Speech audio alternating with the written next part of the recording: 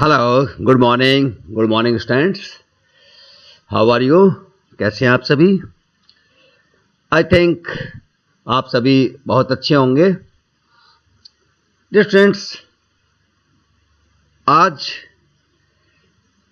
जो हम चैप्टर पढ़ने वाले हैं वो हमारा रनिंग चैप्टर है, विनियोग फलन, इन्वेस्टमेंट फंक्शन।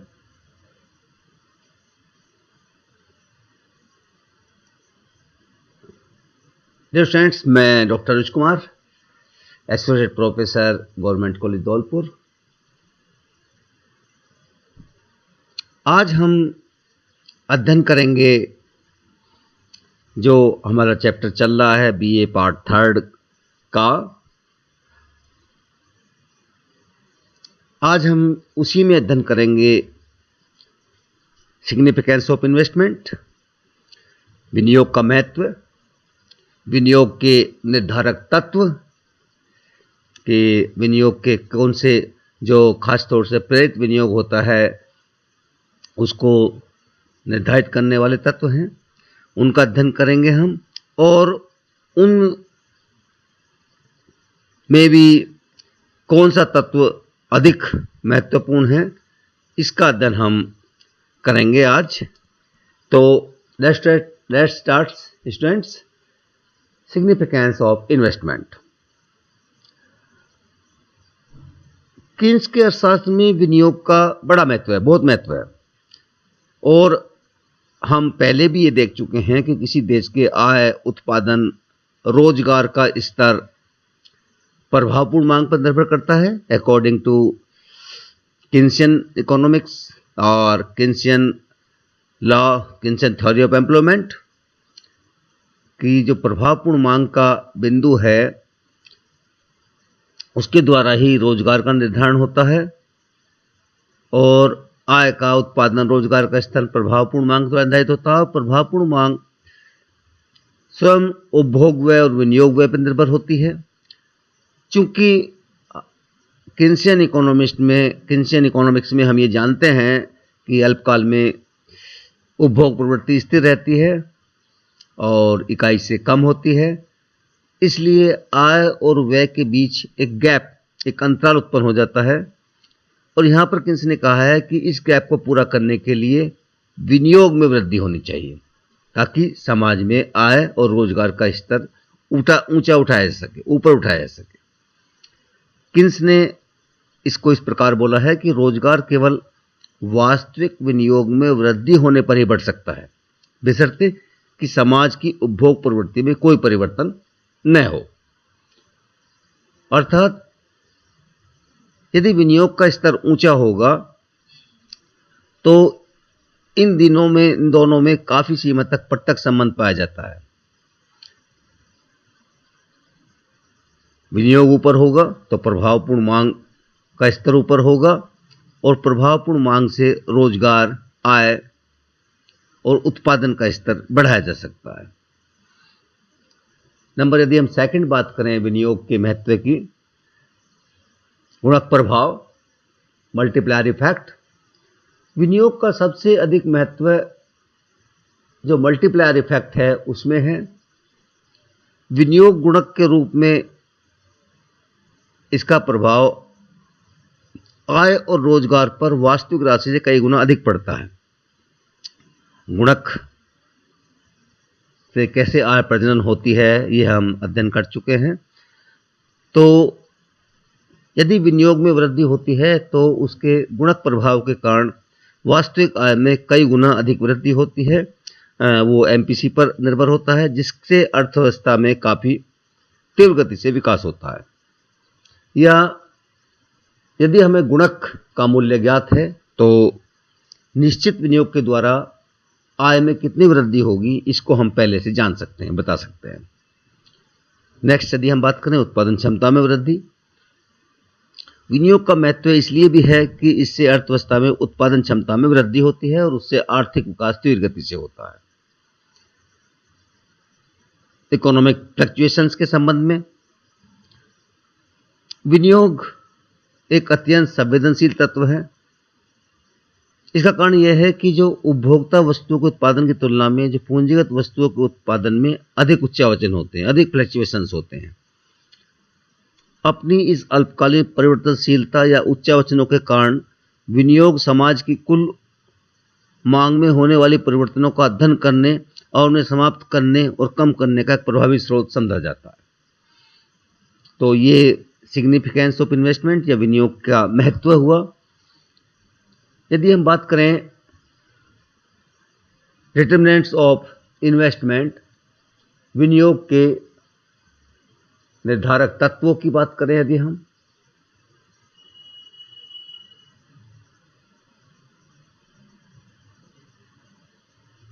विनियोग से हमारा अभिप्राय प्राइवेट इन्वेस्टमेंट से है, या हम कह सकते हैं जो हमारा इंड्यूस्ड इन्वेस्टमेंट है उससे है।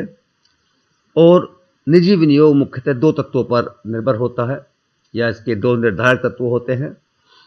पहला पूंजी की सीमांत उत्पादकता, मार्जिनल एफिशिएंसी ऑफ कैपिटल, और दूसरा रेट ऑफ इंटरेस्ट, ब्याज की दर।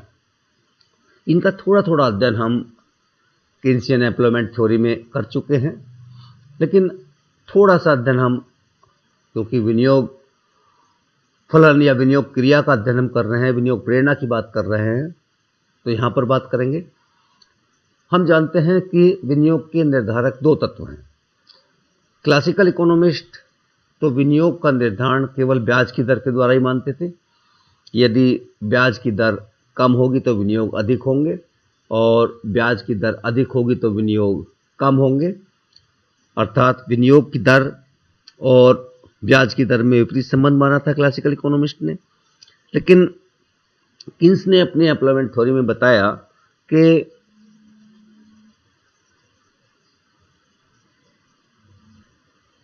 पूंजी की सीमांत उत्पादकता, जो ब्याज की दर से अधिक महत्वपूर्ण निर्धारक तत्व है विनियोग का, उसके द्वारा विनियोग का निर्धारण होता है।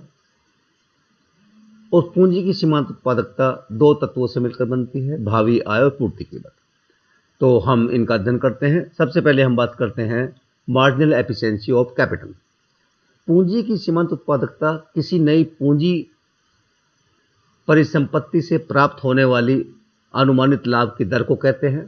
किसी जो पूरी पूंजी परिसंपत्ति हम लगाते हैं उससे जो एक्सपेक्टेड प्रॉफिट्स हैं वो कितना होगा। इस प्रकार पूंजी संपत्ति की एक और इकाई लगाने से लागत की तुलना में अनुमानित लाभ की दर को हम पूंजी की सीमांत उत्पादकता कहते हैं। संक्षेप में हम कह सकते हैं कि नए विनियोग से प्रत्याशित लाभदायकता को हम मार्जिनल एफिशिएंसी ऑफ कैपिटल कहते हैं, पूंजी की सीमांत उत्पादकता कहते हैं। अर्थात पूंजी की सीमांत उत्पादकता दो बातों पर निर्भर करती है। एक तो पूंजी परिसंपत्ति से भावी आय कितनी है, और दूसरा पूंजी परिसंपत्ति की पूर्ति कीमत या पूंजी परिसंपत्ति जो हम विनियोग कर रहे हैं उसकी लागत कितनी है। सबसे पहले बात करते हैं प्रोस्पेक्टिव यील्ड या भावी या प्रत्याशित आय। पूरी परिसंपत्ति से भावी आय कितनी है, भावी लाभ कितने हैं। भावी आय से मतलब या अर्थ पूंजी संपत्ति की उस कुल शुद्ध आय से है जिसे वह संपत्ति या मशीन अपने संपूर्ण जीवन काल में उत्पन्न कर सकती है। और यहाँ पर शुद्ध शब्द का प्रयोग किया गया है, इसलिए किया गया है क्योंकि शुद्ध आय को मालूम करने के लिए कुल आय में से पूंजी संपत्ति की वर्तमान लागत को हम घटा देते हैं। यदि हम पूंजी परिसंपत्ति की भावी जीवन काल को एक वर्षीय काल श्रेणी में Q1, Q3, Q3, Q4, Qn में विभाजित कर दें तो भावी आय की गणना करने के लिए इन सभी वर्षों का शुद्ध लाभ हमें जोड़ना होगा। मान लो किसी की 10 वर्ष है तो Q10 तक जितने भी शुद्ध लाभ होगा उनको हम जोड़कर भावी या प्रत्याशित आय ज्ञात कर सकते हैं। दूसरी हम बात करते हैं पूर्ति कीमत, सप्लाई प्राइस या लागत। प्रारंभिक विनियोग करते समय जो पूंजी वस्तुओं पर व्यय होता है उसे पूर्ति कीमत कहते हैं। जो विनियोग पर व्यय होता है, सिंपल भाषा में अर्थात नई मशीनरी लगाते समय, प्लांट लगाते समय जो खर्च किया जाता है उसे पूंजी कीमत या नए विनियोग की लागत कहते हैं। इसे हम रिप्लेसमेंट कॉस्ट या प्रतिस्थापन लागत भी कहते हैं। इस प्रकार पूंजी का विनियोग करने से पूर्व जितने भी उद्यमी हैं वो एक तरफ उससे प्राप्त होने वाली आय अर्थात प्रत्याशित आय और दूसरे उसकी पूर्ति कीमत की तुलना करते हैं, अर्थात उससे प्रत्याशित लाभ या प्रत्याशित आय कितनी होगी और उसकी पूर्ति कीमत कितनी है, इन दोनों की हम तुलना करते हैं। यदि प्रत्याशित आय की दर पूंजी विनियोग की कुल लागत या पूर्ति कीमत से अधिक है तो वह विनियोग करने के लिए तैयार हो जाते हैं, अन्यथा नहीं होते हैं। यदि पूंजी की प्रत्याशित लाभ की दर या आय जो है वो पूर्ति कीमत से अधिक है तो उद्यमी जो हैं वो अधिक विनियोग करते हैं। प्रत्याशित आय की दर पूंजीगत विनियोग की लागत से जितनी अधिक होगी उद्यमी को उससे उतना ही लाभ प्राप्त होने की आशा अधिक होगी और फलस्वरूप उतना ही अधिक विनियोग किया जाएगा। इस प्रकार हम देख सकते हैं कि पूंजी की सीमांत उत्पादकता MEC पूंजी परिसंपत्ति की भावी प्रत्याशित आय और उसकी पूर्ति कीमत के बीच अनुपात होता है। प्रोफेसर कुरिहारा ने इसको इस प्रकार कहा है कि पूंजीगत संपत्ति की अतिरिक्त इकाई की भावी आय और उसकी पूर्ति कीमत का परस्पर अनुपात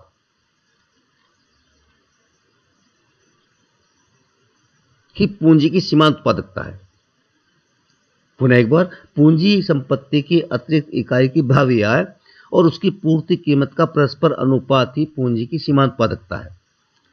और इसको हम जैसे कि ये सूत्र दिखा रखा है उससे निकाल सकते हैं, अर्थात पूंजी संपत्ति की भावी या प्रत्याशित आय Y और पूंजी परिसंपत्ति या पूंजी संपत्ति की पूर्ति कीमत या लागत P, इन दोनों के अनुपात के द्वारा हम MEC या मार्जिनल एफिशिएंसी ऑफ कैपिटल को ज्ञात कर सकते हैं। अब हम बात करते हैं ब्याज की दर की, जो विनियोग का दूसरा निर्धारक तत्व है।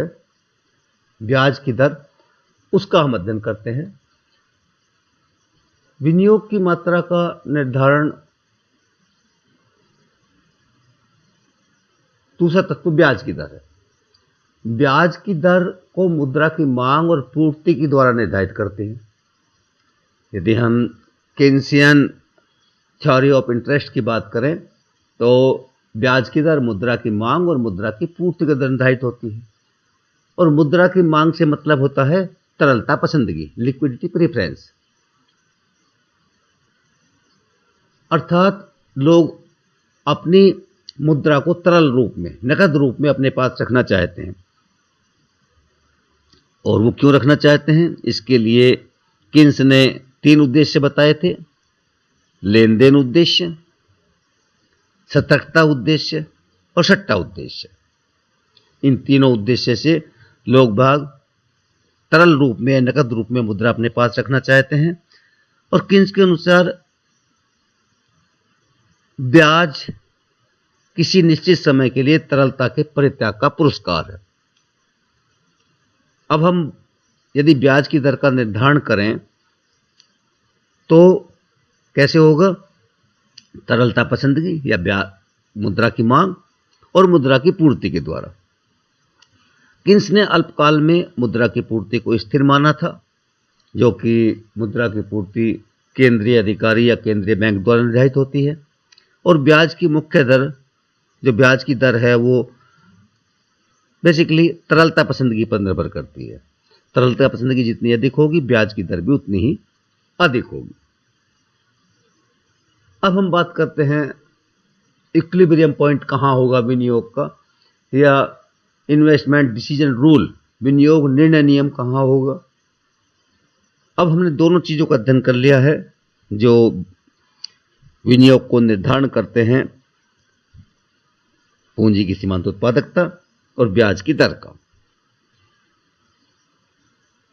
किन्स के अनुसार विनियोग की मात्रा 2 तत्वों पर निर्भर करती है, जैसे कि अभी हम अध्ययन करते हैं पूंजी की सीमांत उत्पादकता, जो विनियोग की लाभ योग्यता को बतलाती है। अब प्रश्न उठता है कि विनियोग का साम्य बिंदु क्या होगा, अर्थात वो बिंदु कहाँ होगा, किस सीमा तक कोई उद्यमी विनियोग को बढ़ाएगा, घटाएगा या विनियोग को स्थिर रखेगा। पूंजी की सीमांत उत्पादकता और ब्याज की दर जो विनियोग के महत्वपूर्ण निर्धारक हैं, इनकी तुलना, दोनों की तुलना उद्यमी करेगा कि किसी पर्टिकुलर विनियोग की पूंजी की सीमांत उत्पादकता कितनी है और ब्याज की दर कितनी है। नंबर 1, यदि हम बात करें, जब तक पूंजी की सीमांत उत्पादकता ब्याज की दर से अधिक है, उद्यमी विनियोग बढ़ाते जाएंगे, अर्थात लाभ प्रत्याशाएं अधिक हैं ब्याज की दर से, तो उद्यमी विनियोग बढ़ाते जाएंगे। यदि ब्याज की दर पूंजी की सीमांत उत्पादकता से कम हो,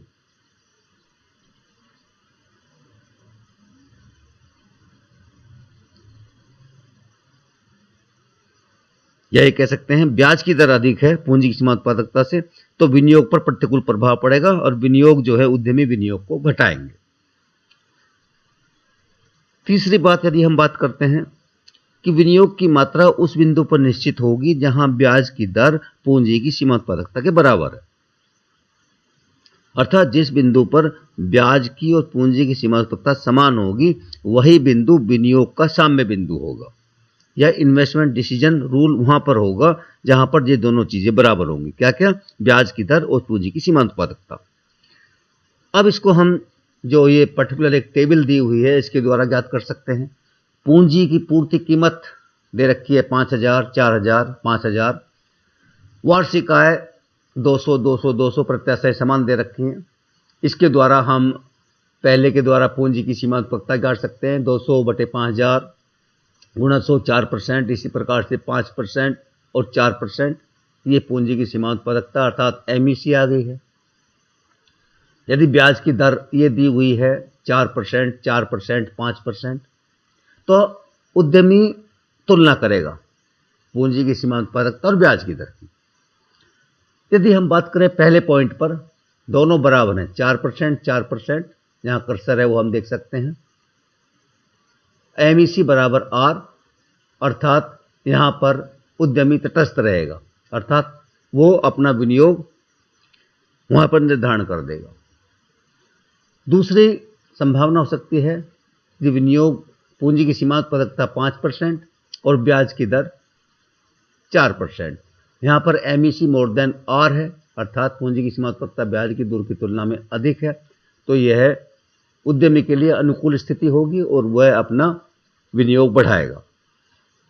अब यदि हम बात करते हैं पूंजी की सीमांत उत्पादकता 4% और ब्याज की दर 5%, यहां पर एमईसी लेस देन आर है, ये उद्यमी के लिए प्रतिकूल स्थिति होगी और उद्यमी यहां पर अपना विनियोग जो है वो कम करेगा। अर्थात हम ये कह सकते हैं कि विनियोग की दर विनियोग मांग अनुसूची के इस बिंदु पर निर्भर होगी जहां पूंजी की सामान्य सीमांत उत्पादकता बाजार में प्रतिशत ब्याज दर के बराबर हो जाती है। इसको हम इस रेखा चित्र के द्वारा भी ज्ञात कर सकते हैं, प्रदर्शित कर सकते हैं।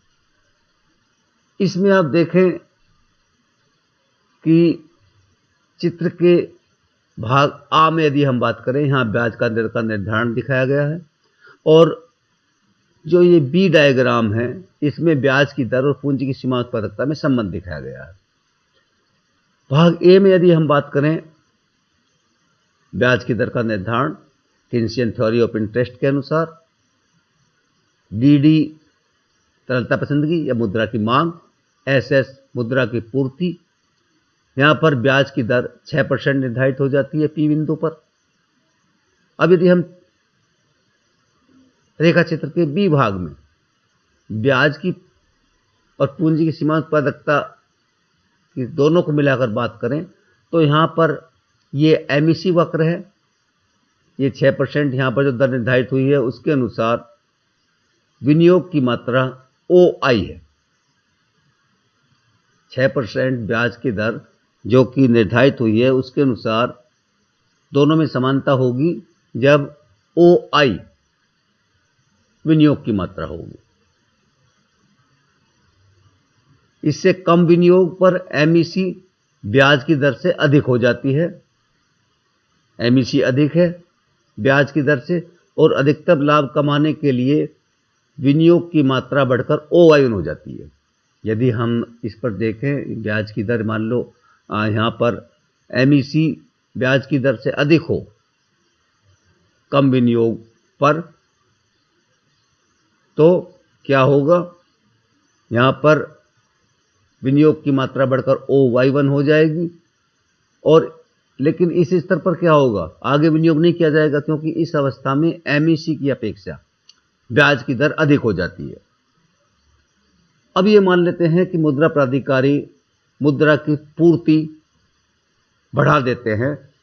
मुद्रा की पूर्ति बढ़ने से क्या होगा, ब्याज की दर घटकर आप इस डायग्राम में पूरे देख सकते हैं, ये मुद्रा की पूर्ति S1 हो गई है, मुद्रा की मात्रा OM1 होगी, ब्याज की दर घटकर 4% होगी।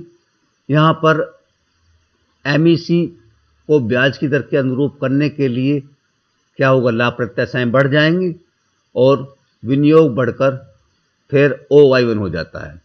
अर्थात हम देख सकते हैं कि पूंजी की सीमांतपरकता की अनुसूची के दिए होने पर विनियोग की मात्रा में वृद्धि के लिए ब्याज की दर का गिनना आवश्यक होता है। यहाँ पर एक चीज और हम देख सकते हैं कि MEC की लोच की धारणा, पूंजी की सीमांतपरकता वक्र जो होता है उसके लोच की धारणा देखते हैं। MEC वक्र या अनुसूची ब्याज की दर के प्रति कम लोचदार भी हो सकता है और अधिक लोचदार भी हो सकता है। प्रस्तुत रेखा चित्र की यदि हम बात करें, प्रस्तुत रेखा चित्र के 7 जो है उसके A भाग और जो ये सा भाग और दा भाग दिए हुए हैं, इनकी हम तुलना करते हैं। MEC वक्र के कम लोचदार होने का मतलब है कि ब्याज की दर में पर्याप्त कमी होने के बावजूद भी पूंजी विनियोग की मांग का न बढ़ना। आप इस डायग्राम में देख सकते हैं, इसमें कर्सर चल रहा है, ब्याज की दर यहां से कम होकर इतनी आ गई है, ब्याज की दर में कमी ज्यादा हुई है, लेकिन MEC पूंजी की सीमांतपादकता वक्र वो कम लोचदार है, लेस इलास्टिक है। तो यहां पर इन्वेस्टमेंट बहुत कम बढ़े हैं, देख सकते हैं ये दूरी इस दूरी से बहुत अधिक है, ब्याज की दर में अधिक परिवर्तन हुए हैं, जबकि इसके कम लोचदार होने पर विनियोग मात्रा बहुत कम बढ़ी है। यदि इसके विपरीत हम देखें, MEC वक्र अधिक लोचदार है, अधिक लोचदार होने का मतलब यह है कि ब्याज की दर में मामूली सी कमी हो तो पूंजी विनियोग की मांग जो है वो अधिक मात्रा में बढ़ जाती है। इसको हम इस सार डायग्राम में देख सकते हैं। यहाँ पर MEC वक्र लोचदार दिया हुआ है, यहाँ पर ब्याज की दर में कमी कम हुई है, जबकि ये विनियोग की मात्रा में वृद्धि अधिक हुई है। अर्थात ये सब लाभ प्रत्याशाएं यदि अधिक होंगी तो ये MEC वक्र लोचदार होगा, और यदि लाभ प्रत्याशाएं कम होंगी तो ये कम लोचदार होगा। हम देखते हैं कि व्यवहार में MEC वक्र, पूंजी की सीमांतपरकता वक्र वो कम लोचदार होता है, और यही कारण है कि ब्याज की दर में परिवर्तन का प्रभाव विनियोग की मात्रा पर बहुत कम पड़ता है। ब्याज की दर में परिवर्तन का प्रभाव जो है वो कम पड़ता है, पूंजी की सीमांतपरकता लाभ प्रत्याशाओं का प्रभाव अधिक पड़ता है विनियोग की मात्रा पर। अब यदि हम बात करें कि पूंजी की सीमांतपादकता और ब्याज की दर में क्या इंपॉर्टेंट चीज है, ये प्रश्न आ जाता है कि विनियोग का निर्धारण पूंजी की सीमांतपादकता अधिक प्रभाव पड़ता है या ब्याज की दर का पड़ता है। यदि हम क्लासिकल इकोनॉमिस्ट की बात करें तो वो विनियोग का एकमात्र निर्धारक मानते थे ब्याज की दर, कि ब्याज की दर कम होगी तो विनियोग अधिक होंगे और ब्याज की दर अधिक होगी तो विनियोग कम होंगे। लेकिन विश्व में महान मंदी 1930s में जो महान मंदी हुई उसमें ब्याज की बहुत कम दर थी, फिर भी वांछित विनियोग नहीं बढ़ पा रहे थे। तो यहां पर किन्स ने अपना मत जाहिर किया कि विनियोग ब्याज की दर को अपेक्षा पूंजी की सीमांतपादकता जैसे मनोवैज्ञानिक धारणाओं पर अधिक निर्भर करते हैं। ब्याज की दर का उतना प्रभाव नहीं पड़ता है जितना कि पूंजी की सीमा उत्पादकता का पड़ता है। अतः विनियोग की मात्रा को प्रभावित करने वाला महत्वपूर्ण घटक क्या है? पूंजी की सीमा उत्पादकता है। इसको हम इस डायग्राम में देख सकते हैं।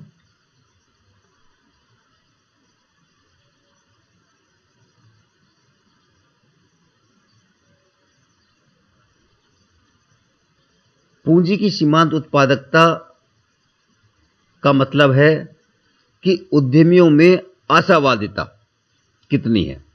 यदि आशावादिता अधिक है भविष्य के प्रति, तो ब्याज की दर अधिक होने पर भी विनियोग बढ़ेंगे, और यदि आशावादिता नहीं है तो ब्याज की दर कम होने पर भी विनियोग नहीं बढ़ेंगे।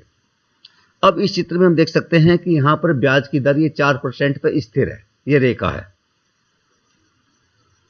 यदि पूंजी की सीमा उत्पादकता MEC बढ़कर MEC1 हो जाती है, लाभ प्रत्याशाएं बढ़ जाती हैं, ये लाभ प्रत्याशाएं बढ़ गई यहां पर, तो आप देख सकते हैं कि विनियोग का स्तर OI से बढ़कर OI1 हो जाता है। यहां पर विनियोग बढ़ जाते हैं।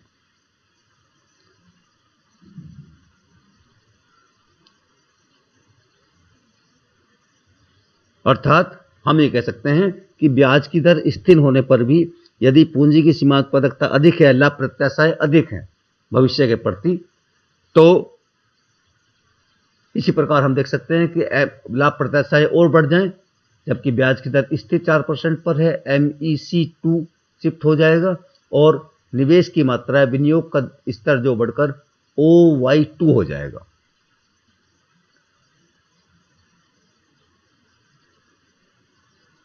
अर्थात हम कह सकते हैं कि यदि पूंजी की सीमा उत्पादकता तीव्र गति से बढ़ती है तो ब्याज की बढ़ती दर भी जो है वो अधिक विनियोग को नहीं रोक सकती है। इसलिए जो प्रमुख अर्थशास्त्री हुए हैं क्राउथर, उन्होंने कहा है कि जिस प्रकार घोड़े को पानी पिलाने के लिए नदी के किनारे तक तो लाया जा सकता है, लेकिन घोड़े को पानी पीने के लिए बाध्य नहीं किया जा सकता, उसी प्रकार उद्यमियों को ब्याज की दर नीचे करके विनियोग करने के लिए आकर्षित तो कर सकते हैं, लेकिन उन्हें विनियोग करने के लिए विवश नहीं कर सकते। अर्थात इस संपूर्ण अध्ययन से पूंजी की सीमा उत्पादकता बनाम ब्याज की दर से हम इस निष्कर्ष पर पहुंचते हैं कि ब्याज की तुलना में या ब्याज दर की तुलना में पूंजी की सीमांत उत्पादकता अधिक महत्वपूर्ण है, अधिक बड़ा निर्धारक तत्व है विनियोग की मात्रा के निर्धारण के लिए। यदि पूंजी की सीमा उत्पादकता अधिक है तो अधिक ब्याज दरों पर भी, या लाभ प्रत्याशाएं अधिक हैं तो अधिक ब्याज दर पर भी विनियोग जो है वो अधिक होंगे। तो डियर स्टूडेंट्स, इस वीडियो में इतना ही। ये जो विनियोग फलन अभी हमने दे रखा है संपूर्ण वही है, एक दृष्टि में दे रखा है जो चीज़ें हम पढ़ के आए हैं। इसके अगले जो वीडियो है उसमें ये चैप्टर शायद समाप्त हो जाएगा, उसमें हम अलग से अध्ययन करेंगे। तो आपको यदि कोई इसमें चीज़ समझ में नहीं आई है तो आप मुझे फ़ोन कर सकते हैं, ठीक है। मेरा नंबर आपके पास है, अपना ध्यान रखिएगा। आप हमारे लिए और इस देश के लिए बहुमूल्य हैं। Okay, thank you very much.